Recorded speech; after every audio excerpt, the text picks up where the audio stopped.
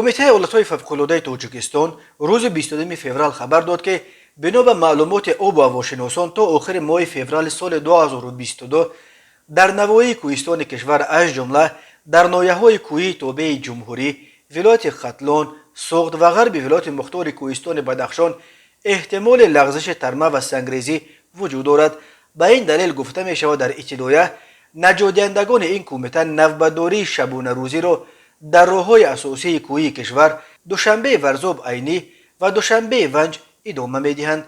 در رابطه به خطر ترمه و سنگریزی‌های نو، کمیته اولت‌های فوق‌العاده از اهالی دعوت کرد که حدالامکان از سفر به منطقه‌های ترمه‌ریز، جمع‌آوری هیزم، چراندن چاروا و شکار در کوهسار خودداری نمایند. رانندگان هنگام حرکت در منطقه‌های کوهی باید قاعده‌های حرکت از جمله مسافه بین ماشین‌ها را رعایت کنند. گفته می شود در هشدار کمیته اولت‌های فوق‌العاده.